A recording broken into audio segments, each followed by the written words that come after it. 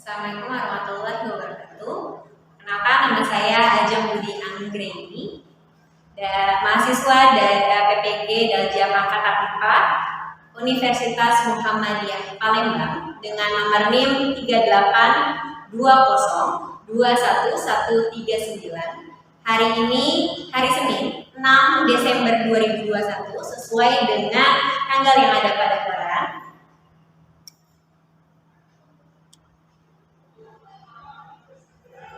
Akan melaksanakan praktek uji kinerja. Terima kasih. Wassalamualaikum warahmatullahi wabarakatuh. Bismillahirrahmanirrahim. Assalamualaikum warahmatullahi wabarakatuh. Waalaikumsalam warahmatullahi wabarakatuh. Gimana hari ini, sehat semua? Sehat, Bu. Ya, alhamdulillah. Semoga semuanya dalam kondisi sehat ya. Jadi kita bisa memulai pembelajaran ini dengan semangat ya, semangat lagi ya. Oke. Silakan untuk dipimpin doa dulu untuk kita mulai pembelajaran ini. Baik, kawan-kawan, sebelum kita mulai pembelajaran ini, kita berdoa kepada kerja masing-masing. Selesai. Oke, terima kasih Hakim. Saya absen dulu ya. Saya absen dulu. Kayaknya ada yang nggak hadir. Hadir semua ya, coba. Damar ada? Hadir, Bu. Delvina? Hadir. Wahyu? Hadir, Bu. Oke, hadir semua ya. Oke. Oke. Selanjutnya kita akan masuk seperti biasa ya, bacaan Pancasila. Silakan dipimpin oleh Hakim. Teman-teman, sebelum kita mulai membaca Pancasila, mari kita berdiri bersama.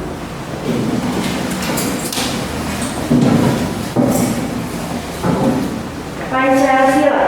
Pancasila. 1.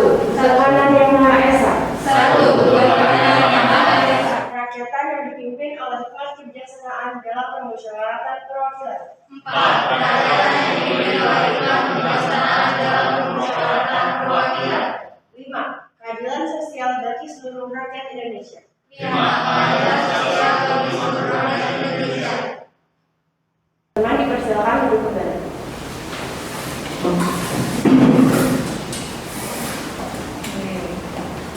Nah, sekarang kita akan masuk ke pembelajaran kita. Disiapkan dulu alat tulisnya. Sudah? Paket ya. Nah, kita masih melanjutkan tentang materi minggu lalu.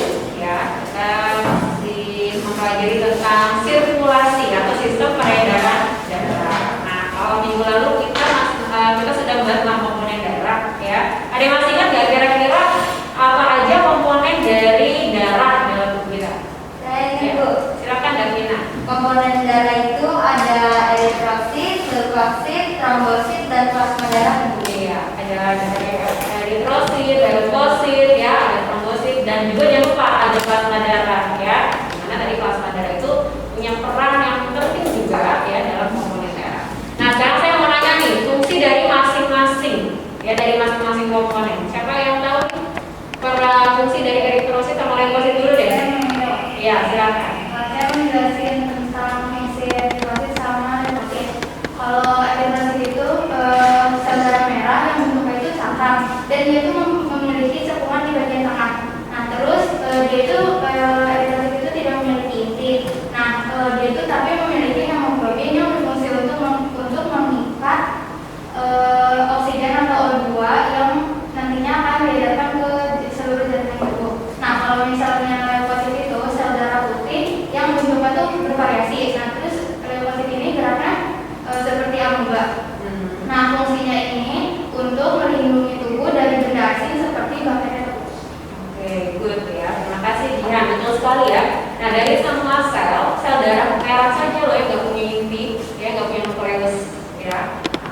Sedangkan leukosit itu peran pentingnya lebih ke antibodi, ya, benar yang tadi sudah dipaparkan oleh Jihan. Bagus. Nah, sekarang berbeda fungsi dari plasma dan trombosit. Ya, silakan ya. Jadi plasma darah adalah komponen darah berbentuk sel plasma, ini yang menjadi medium sel darah, di mana sel darah itu dibentuk 50% dari jumlah komponen darah merupakan plasma darah. Lalu untuk pengertian trombosit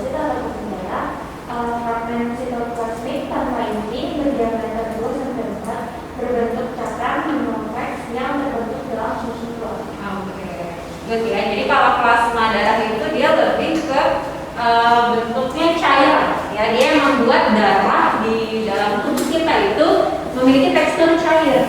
Jadi kalau pada plasmanya, ya darah kita itu nggak akan bisa ngalir, nggak bisa mengalir, gitu ya. Bentuknya kan tidak cair ya, karena ada plasma makanya darah kita bisa mengalir.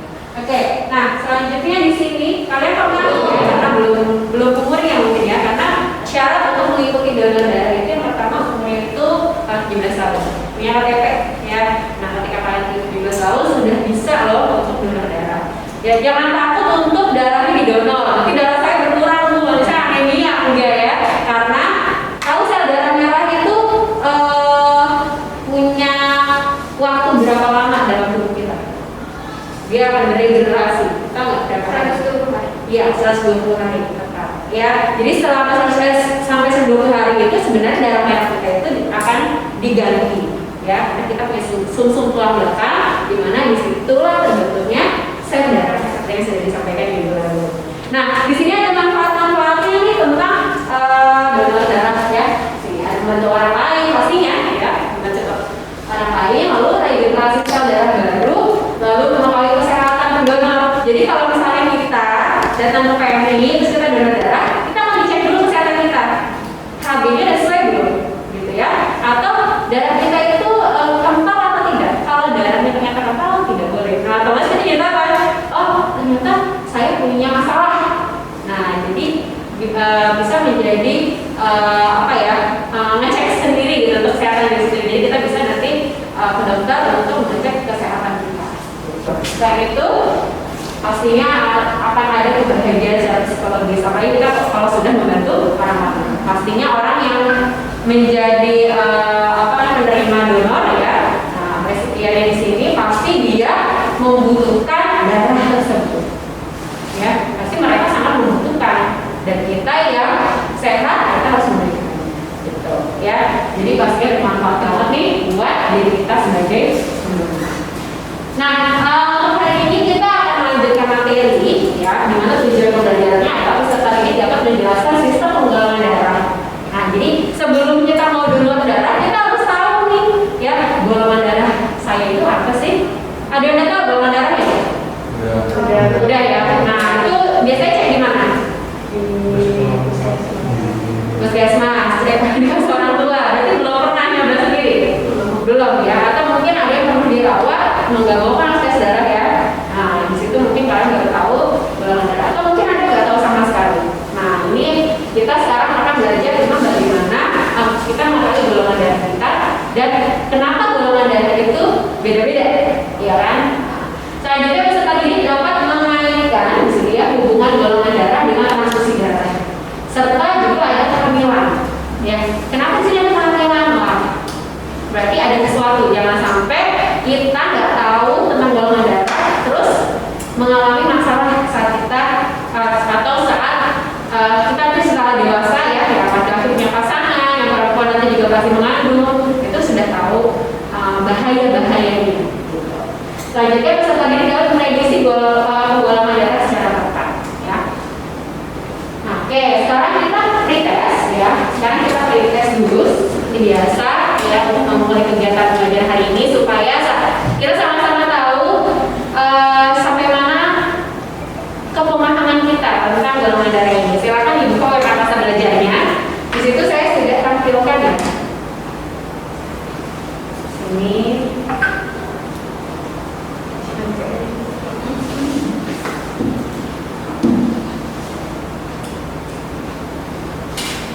Ya, di sini ada pretest, silakan dibuka.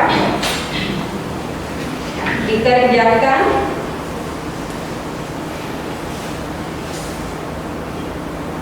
Kurang lebih 5 menit. Bisa? 5 menit bisa? Oke. Silakan dikerjakan.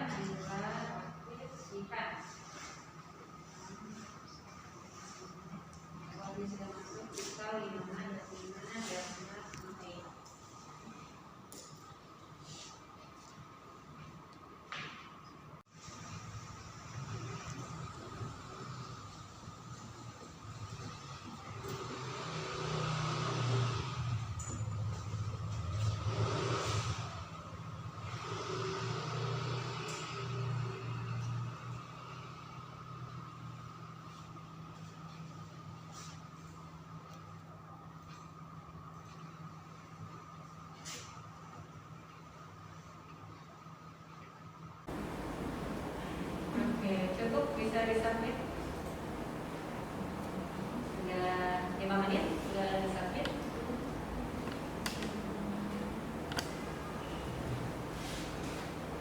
Oke, nanti ya submit Naila. Oke, ini duduknya udah berkelompok ya? Sudah ya. Oke. Silakan di download dulu ya KPD-nya, ada di web ya, karena di download. Sudah kemarin saya minta tolong satu kelompok menyiapkan satu laptop ya, sudah di bawah. Di download dulu KPD-nya, nanti kita langsung mengerjakan LKPD ya. Sebelumnya bisa dilihat dulu LKPD-nya membahas tentang apa, yang pastinya tentang golongan darah. Oke, di sini kita akan ada video ya.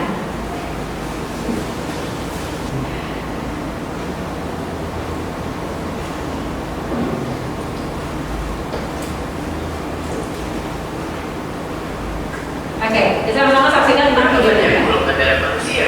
Mungkin kita semua sudah mengetahui ada golongan darah A, B, AB, dan O. Tapi seperti yang dikatakan oleh teman-teman kita ini, kenapa golongan darah manusia itu harus berbeda? Padahal badannya sama. Jadi sebelum abad ke-20, para peneliti menduga bahwa seluruh manusia memiliki darah yang sama. Akibatnya banyak orang meninggal akibat transfusi darah yang tidak sesuai dalam tubuh mereka.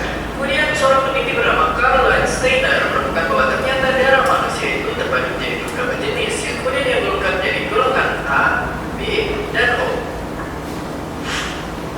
Secara umum, golongan darah kita bisa berbeda karena sel darah kita memiliki sesuatu yang disebut sebagai antigen. Orang yang memiliki antigen A akan memiliki golongan darah A. Orang yang memiliki antigen dapat mengakibatkan kematian. Tetapi golongan darah tak terbatas hanya pada 4 golongan saja. Golongan darah kita ini sebenarnya juga memiliki tanda positif atau negatif. Tanda positif atau negatif ini menandakan rhesus factor dalam darah kita. Sama halnya seperti antigen. Orang yang memiliki rhesus darahnya tak akan diterima oleh orang yang tidak memiliki rhesus, karena rhesus tersebut akan diidentifikasikan sebagai objek yang berbahaya oleh antibodi kita. Jadi semoga video ini membuat kita semakin memahami sistem penggolongan darah kita, sehingga tidak lagi kira bahwa golongan darah ada hubungannya dengan nilai ujian kita. Tapi justru sesungguhnya malah membuat kita sadar masih banyak orang di luar sana yang membutuhkan sumbangan darah dari kita. Dan seperti biasa, terima kasih.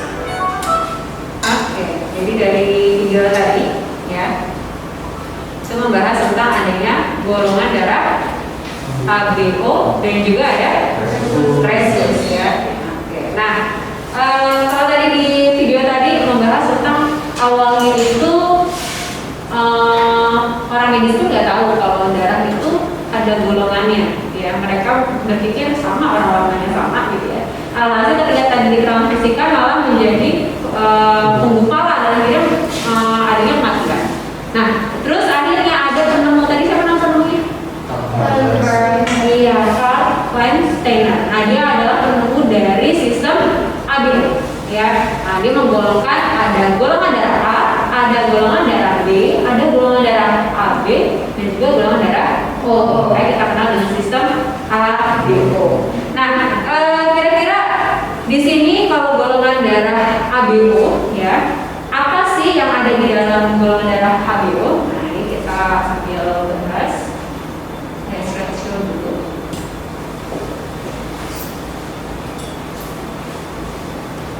Oke, golongan darah ABO di sini berdasarkan ada atau tidaknya antigen atau aglutinogen, ada tipe A, tipe B, dan juga ada antibodi yaitu aglutinin. Nah, siapa yang tahu nih perbedaan dari aglutinogen sama aglutinin? Ya, silakan Kaila.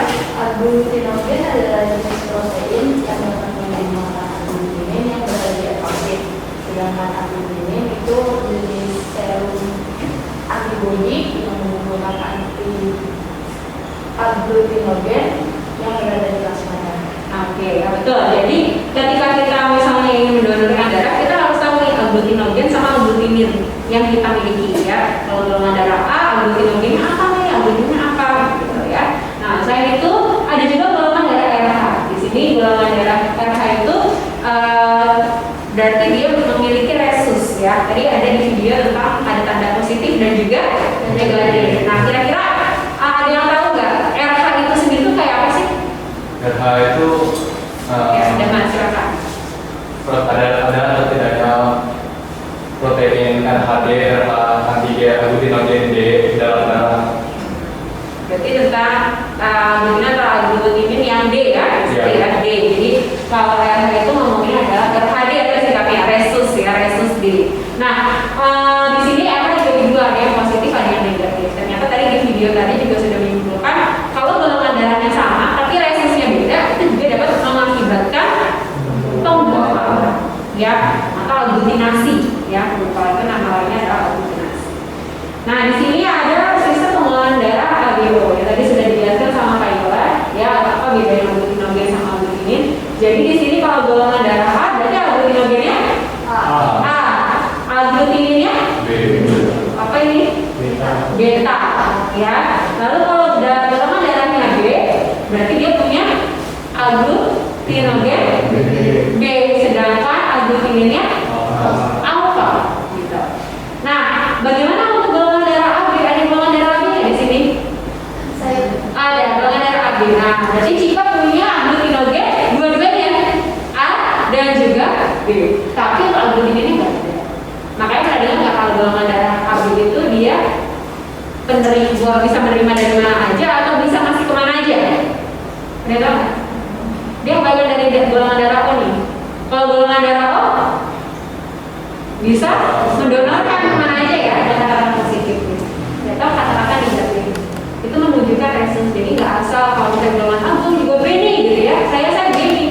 Nah, tapi B nya apa? Kalau negatif nggak bisa, karena yang itu positif misalnya. Seperti itu. Kalau tidak terjadi penggumpalan maka O.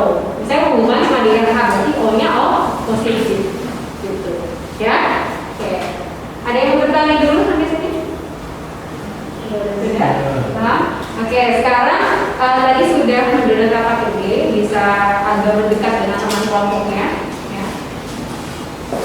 Kita kerjakan KPG di sini seperti yang saya tampilkan. Ada dua kasus ya.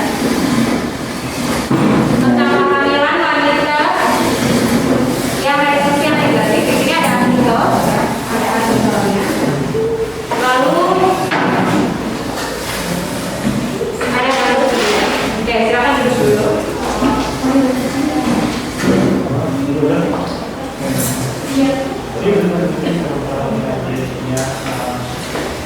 Oke, tapi bisa agak enak ya teman-temannya ya. Ini nggak apa-apa di majuin aja di sini. Oke, ini ya.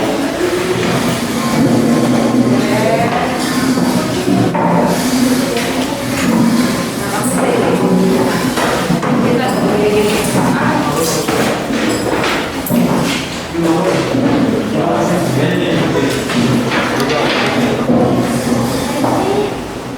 Oke, ya, perhatiannya dulu di sini saya akan jelaskan tentang KPG ini ya.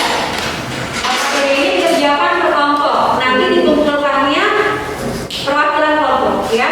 Nah, di sini ditulis nama anggota kelompoknya juga ya. Kelompok 1, kelompok 2, atau kelompok 3, anggotanya siapa aja yang hadir. Tujuan pembelajarannya sama seperti yang tadi saya sampaikan di awal.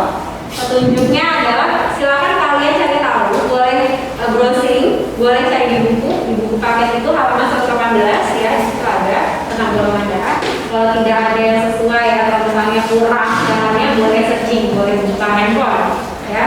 Oke. Dan diisi langsung dibuatkan ke PPT. Ya, jadi langsung kalian tulis dan tuangkan di PPT sesuai dengan kasus yang ditampilkan di dalam ini. Oke, bisa dikerjakan ya. Waktunya kurang lebih 10 menit ya. 10 menit cukup ya untuk pembuatan PPT-nya. PPT singkat aja, nggak usah banyak-banyak narasinya ya. Jawaban saja nanti masing-masing kelompok siapa yang sudah siap bisa presentasi dapat poin pastinya. Ya, poin kelompok untuk maju. Bisa dimulai dari sekarang jam 2 tepat, berarti kita jam 2 lewat 10 ya. Jam 2 lewat 10 diselesaikan. 10 menit.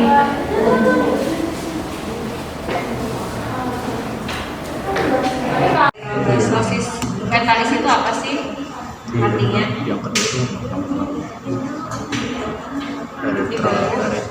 apa pengaruh RH? Berarti sebelum di matriks yang bulan dijelasin Berarti ada Iya, jadi kamu masuk dulu eritroblastosis kan teman-teman ada loh kan? Eritroblastosis dari RPH itu apa sih?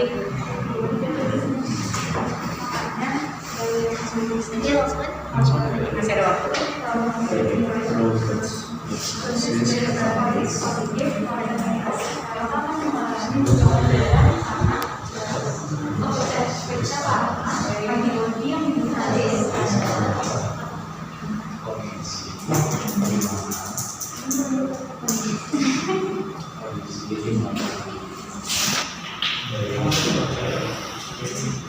Disandingkan ya.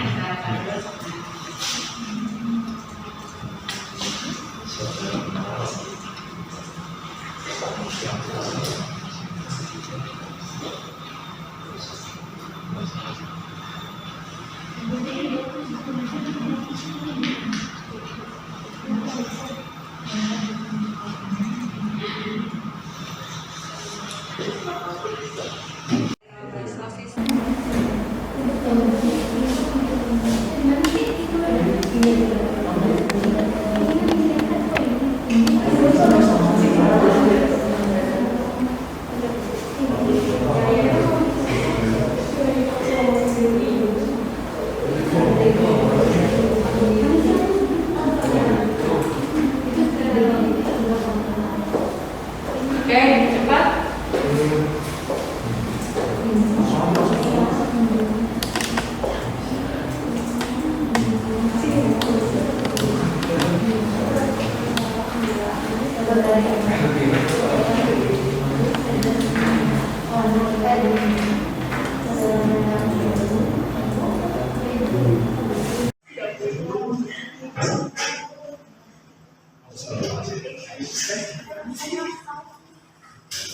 Lo udah pilih?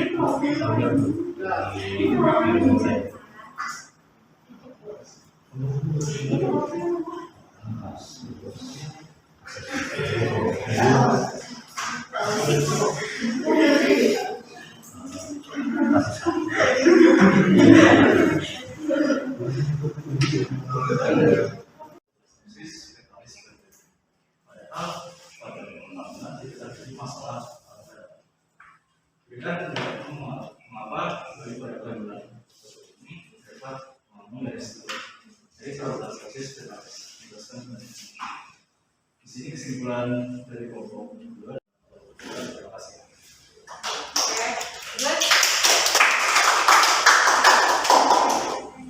Oke ya, jadi tentang kasus 2 dulu ya, kasus 2 dulu baru nanti kita akan ada tentang kasus 2 tadi dapat dari ya.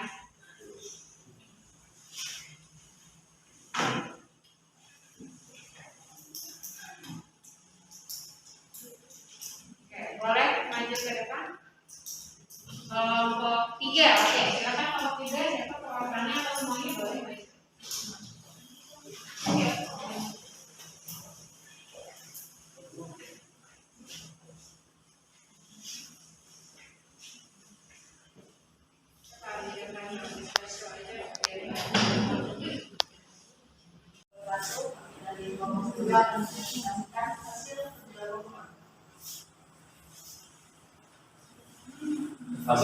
Kasus 2 analisis nomor 1. Pada hasil pemeriksaan laboratorium pada hasil studi darah mengalami aglutinasi saat hidrasi serum anti A dan anti B, anti AB, yang berarti hasil laboratorium studi memiliki golongan darah A. Pada hasil sinkronan darah mengalami aglutinasi saat hidrasi serum anti B dan anti AB, yang berarti hasil laboratorium kita memiliki golongan darah B. Pada hasil rita darah mengalami aglutinasi saat hidrasi serum anti A dan anti B, yang anti dan anti AB, yang berarti hasil laboratorium kita memiliki golongan darah AB. Kasus 2 analisis nomor 2. Cara kerja serum anti A, B, dan AB mirip dengan antigen pada darah, di mana golongan darah yang sesuai dengan antigen tersebut akan menggumpal atau terjadi aglutinasi. Contohnya, golongan darah A akan menggumpal saat ditetesi serum anti AB, karena antigen pada darah akan menganggap serum anti A dan anti B dan anti AB sebagai benda asing. Sekian dari kami, wassalamualaikum warahmatullahi wabarakatuh. Waalaikumsalam. Bukan dulu. Terima kasih. Oke, selanjutnya mungkin ada yang menambahin? Saya dari kelompok 1. Oke, tadi sudah dikirim juga ya. Apa PPT-nya yang tadi dikirim? Boleh menambahkan dari kalian 1 atau kasus 2 atau dua-duanya? Boleh. Silakan.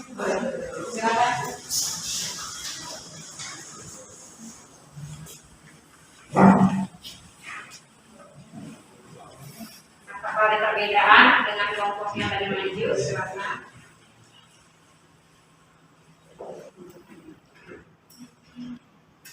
Jadi dari kelompok 1 ingin menambahkan pemaparan dari kelompok sebelumnya. Buat kasus yang pertama itu yang sudah dijelaskan oleh kelompok 2, saya ingin menambahkan apa yang dijelaskan oleh kelompok 2. Jadi penyakit enterocolitis fetalis ini tuh tadi kan sebelumnya belum dijelasin kenapa bisa terjadi. Itu terjadi karena seperti yang di kasusnya ini, ibunya ini memiliki rhesus negatif. Lalu dia menikah dengan laki-laki yang bergolongan rhesus positif. Nah, maka anak mereka kemungkinan besar akan bergolongan darah rhesus positif karena faktor rhesus positif dominan dari sel genetik ayah. Nah, kasus ini tuh biasanya terjadi pada kehamilan anak kedua. Sebelumnya juga nggak dijelasin kenapa yang kedua itu bisa mengalami penyakit ini. Pada kehamilan pertama ini darah janin tidak banyak masuk ke dalam sirkulasi darah ibu sehingga tidak terbentuk antibodi pada tubuh ibu. Baru pada saat melahirkan darah janin Kategori selanjutnya kita dapat menentukan bahwa golongan darah Sinta adalah B. Hal ini disebabkan terjadi gumpalan pada serum anti B yang menandakan aplositogen yang dimiliki oleh Sinta, sedangkan B oleh Sinta adalah B, sehingga golongan darah Sinta adalah B. Lalu golongan darah Sinta adalah AB. Hal ini didasarkan pada terjadinya gumpalan di serum anti A dan anti B yang menunjukkan Sinta memiliki aplositogen AB sehingga golongan darahnya adalah AB. Kemudian Astuti memiliki golongan darah A. Hal ini dikarenakan adanya gumpalan pada serum anti A yang menunjukkan bahwa Astuti bergolongan darah A. Adapun rhesus positif atau negatif dalam tabel ini dapat ditentukan karena tidak adanya petunjuk reaksi terhadap serum anti B atau antiron. Lalu untuk bagaimana cara kerja serum anti A, anti B dan anti AB dalam pengecekan golongan darah tersebut, yaitu pemeriksaan golongan darah untuk mendeteksi keberadaan antigen di permukaan bagian sel darah merah dengan cara mereaksikan darah manusia dengan anti A dan anti B. Penggunaan serum pemeriksaan golongan darah jarang dilakukan. Tujuan penelitian ini yang dihasilkan oleh serum berbeda dengan grade kualitas menggunakan reagen anti-sera. Karena di dalam serum tidak hanya berisi antibodi, tetapi ada komponen yang lainnya yang mempengaruhi reaksi aglutinasi antara antigen pada permukaan eritrosit dengan serum anti A, anti B maupun anti AB.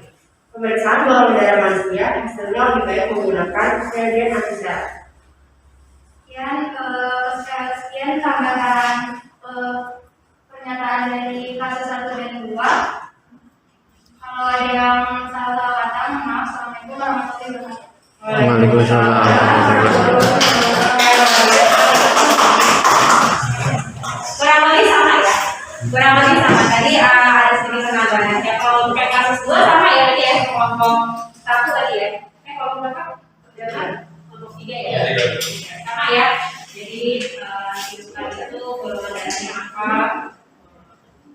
Oke, sekarang kita lihat tadi benar ya kehamilan resus wanita. Ketika wanita itu resusnya negatif, di sini ada pernyataannya ya. Nah ini adalah salah satu penelitian yang dilakukan ya oleh Evans di sini ya tentang kehamilan pada wanita resus negatif. Dan ternyata di sini kita tampilkan kasusnya di mana seorang ibu sudah memiliki ada tanda negatif di situ ya. Di cerita ini tidak menunjukkan kata-kata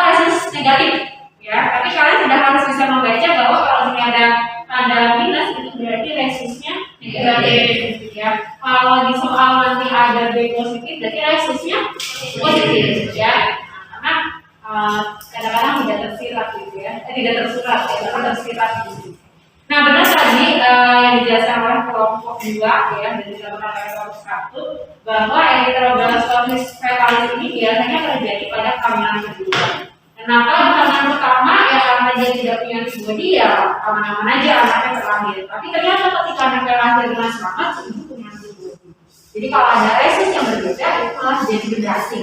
Sama kayak kalau kita ingin transfusi darah dengan beda golongan. Golongan darah maka akan terjadi penggumpalan di janin ya, maka janinnya akan tadi anemia dulu ya, baru dia akan pecah. Ya. Atau biasanya kita sebut dengan kematian janin, keguguran. Nah, keguguran ini biasanya anak kedua, karena anak kedua itu di usia kehamilan udah 7 bulan. Ya. Nanti kalau dia hamil lagi nih, itu bisa turun nak. Ya, yang tadi 7 bulan di 4 bulan itu udah keguguran. Kalau dia mau hamil lagi masih positif juga, resusnya beda sama ibu, ya nggak sampai 4 bulan sudah keguguran. Jadi benar-benar menunggu si janin ini resusnya sama kayak ibu, baru bisa.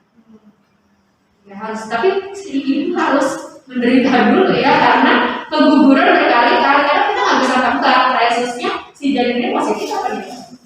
Maka penting yang namanya sebelum ada pernikahan itu mengecek resus. Gitu ya, penting banget kita belajar tentang golongan darah ini ya, untuk masa depan pastinya.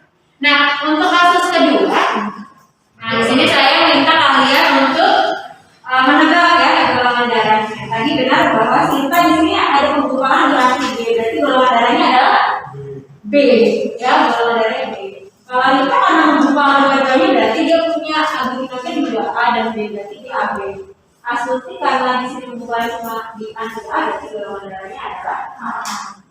Dan benar tadi disampaikan oleh kelompok 1 ya, bahwa di sini tidak mengecek antiresus ya, maka tidak dapat disebutkan resusnya positif atau negatif. Jadi kita tergantung dari soal.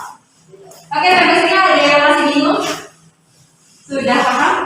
Oke, alhamdulillah kalau sudah paham. Sekarang kita sudah masuk di penghujung ya, penghujung belajar kita. Waktu kita juga sudah habis ya. Oke, sekarang siapa yang mau memberikan kesimpulan? Saya. Oke, dari mana dulu? Silakan dari Saya dulu. Kesimpulan pada hari ini kita dapat mengetahui fungsi dari leukoksit dan eritrosit, pengertian plasma darah dan keping darah, manfaat dari donor darah, dan bedanya aglutinogen dan aglutin. kami menambahinya. Nanti kita akan bahas APD. Jadi kita tahu bahwa resus itu memiliki pengaruh terhadap transfusi darah dan juga pada saat kehamilan. Selain itu kita juga dapat mengetahui bahwasanya penggolongan darah itu berdasarkan pada 2 jenis, yaitu golongan darah ABO dan juga golongan darah RH. Oke, good. Oke, mungkin nanti yang menambahin juga. Kalau dari saya tadi sistem golongan darah itu darah ABO dan darah AB. Ya, sebenarnya ada 2, ada aglutinin sama aglutinin. Terus sistem golongan resus itu antibodi anti RH merupakan imunoglobulin G atau G.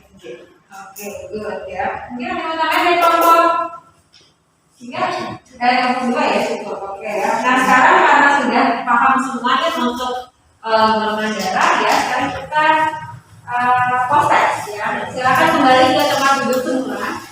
Ya. Bukunya ditutup ya, bukunya ditutup. Silakan dikerjakan untuk proses ya. Durasinya 10 menit ya, 10 menit. Saya lebihkan supaya masih ada waktu untuk berpikir. Sekarang jam angka 36 dari panjangnya nanti sampai dengan 46 ya.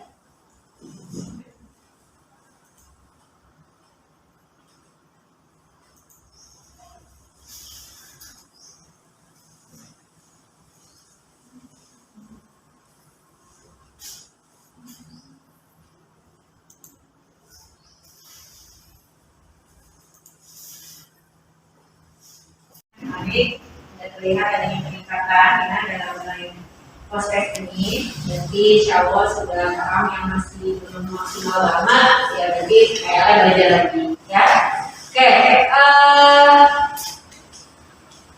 untuk materi golongan darah ya saya rasa sudah cukup baik kalian untuk memahaminya, baik itu dari Penagio dan juga RH ya.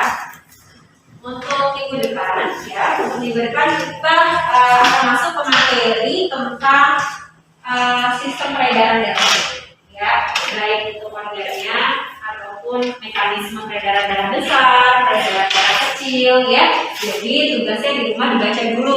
Jadi seperti biasa pasti akan ada pretest ya, diawali dengan pretest. Jadi kalau pretest itu setidaknya kalian sudah mengetahui dulu pemahaman kalian ya. Nanti kalau misalnya kurang gimana kan kelihatan dari pretest ya, maka akan ada pemaparan lagi ya, diskusi antara kita ya. Sekarang kita tutup dengan doa terlebih dahulu ya. Kita akan disiapkan untuk doa untuk pelajaran kita hari ini. Baiklah, sebenarnya sambil kita mengakhiri pembelajaran ini, kita bersama masing-masing bagaimana kita dapat hari ini bisa berguna bagi diri kita sendiri dan bagi orang lain.